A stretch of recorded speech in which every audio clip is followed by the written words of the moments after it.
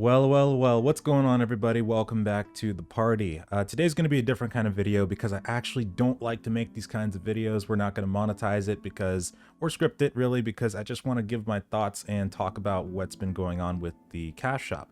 Recently, there's been a lot of heat surrounding some leaks about the cash shop for New World, and it was actually verified and talked about by an official announcement that was posted on their Twitter recently. So essentially what happened, if for those of you that don't know, is Amazon Game Studios talked about the cash shop and what they plan to include in it. And previously we have covered in the past how they had talked about they only wanted to have it be cosmetic only. Furniture items were mentioned in previous articles as well, but there was no mention of anything related to like boost. That was the big topic that had popped up and the big thing that had spurned some outrage when it came down to the cash shop. So I want to give my take on it, and I want to preface this by saying that these opinions are all my own. I didn't think it was that important beforehand to make a video because there was already so many opinions going out, and I don't really consider my opinion to be less or more than anybody else's.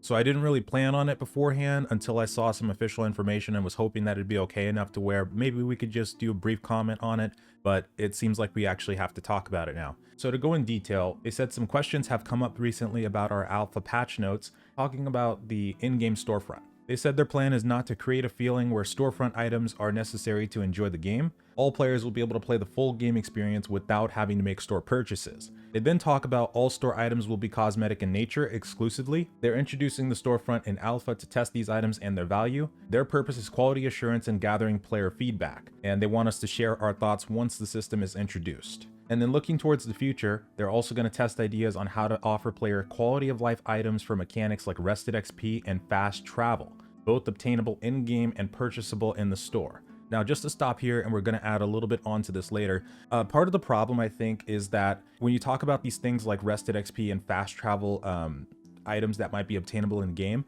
it kind of adds more on to what people had initially thought even beforehand that was going to be in the cash shop from that leaked information. So fast travel items, we're not exactly sure what that means. That could mean selling Azoth straight up in the store. That could mean selling tokens that allow you to fast travel for free. Is it something that's going to negatively impact people's experience over others? That could be up for debate, but I do feel like if the stuff is in there, people might be more inclined to buy it alongside the boosts that have been talked about. Here's the thing with those. Now I have, and I'm sure a lot of people have played games that featured this kind of stuff in their cash shops. World of Warcraft has WoW tokens. Over time, they introduced their cosmetic shop into the store. People did not like it, but they continue to play it. Final Fantasy XIV allows you to boost your character, allows you to skip story elements, allows you to buy cosmetics. Guild Wars 2 allows you to buy gold. You can use gold to boost up your crafting levels to get your character to max level in pretty much no time. You can buy cosmetics, you can buy other items like that as well. ESO allows you to buy experience scrolls. You can do all kinds of stuff like buy speed and stamina and stuff like that for your mounts. All kinds of stuff you can do on top of the initial buy price and whatever you have to pay for subscriptions, expansions, things like that. Yes, people play these games, and yes, people continue to play them and can still love them, but that doesn't necessarily mean that we all agree with the monetization practices. And I think that it could be a case where Amazon had looked at that and thought that since these things are so seemingly widely accepted, that it might be okay to do something like that here, even if it's in a little minuscule amount. But the thing is, that stuff can really add up. And in a few years' time with New World, if there's so on top of the expansion packs, you've got maybe fast travel items, you've got maybe rested experience boost, maybe you've got this new battle pass that they're talking about, which we're going to talk about in a second actually as well. What if they do add mounts and then they add in monetization skins on top of those mounts as well? We don't know if they might try to do something similar to ESO where you can buy like speed items and stuff for the mount as well. We're not sure exactly how that would work if they do that. So that is also a cause of concern for me. So their goal with all items of any type is that they will not offer an advantage that imbalances the game. Here's the thing, I don't think we need this in New World, and this is mainly why. The game is already a $40 buy-in price. If they're going to do expansions in the future, then we have to assume that those will more than likely end up being $30 to $40. And then to have the cosmetics on top of that, more than likely we'll have a lot of cosmetic skins. It's actually a cause of celebration that they've actually been adding a lot of visual updates. If you've been noticing during the patches, they've been adding in armor sets like for Outpost Rush, for individual mob types where you can actually get more unique types of armor. They've been doing that. So it sounds like they're listening when we say that we want to get the majority of the armor in game through, just earning it just normally. but there's also still armor that they can monetize, which I feel like is what's going to happen. So like historical armor, I feel like they're going to put Viking armor, Roman armor, Chinese furniture for the house system, Greek armor, possibly samurai when they come out with the Japanese region, because Ebon Scale Reach is Chinese. Stuff like that is what I think they're saving that kind of stuff for. And to a degree, I think that'd be okay. I would definitely buy that kind of stuff. But I don't think that we have to go so far to add in utility like that. I think it'd be okay to add in stuff like name changes, stuff like that. I wouldn't do anything like faction changes because that might be a little too overpowered, but I think there's some other things they can do on the utility side. And then when it comes to the boost side, so their mindset is they want to allow players, like casual players, to be able to stay in league with other players in the game, whether it's at launch or like 4 months down the line.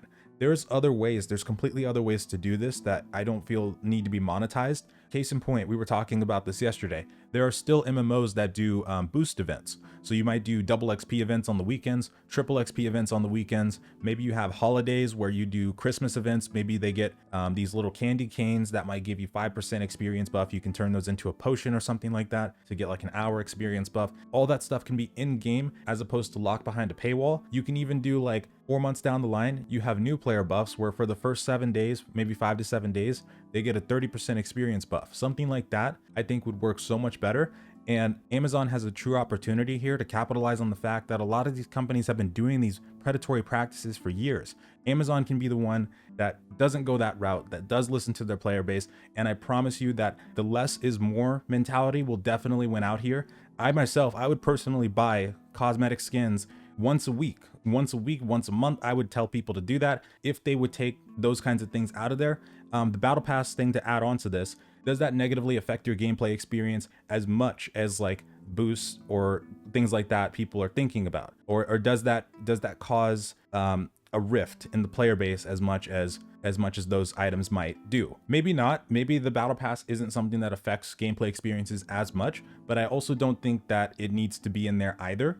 I would say that if we did just have the cosmetics, if it's Viking armor, you know, Roman armor, stuff like that, I'm pretty sure a lot of people would buy that stuff, even if there are a lot of armor sets that we can get in game. I personally would love to rock some Viking, Roman armor, all that kind of stuff.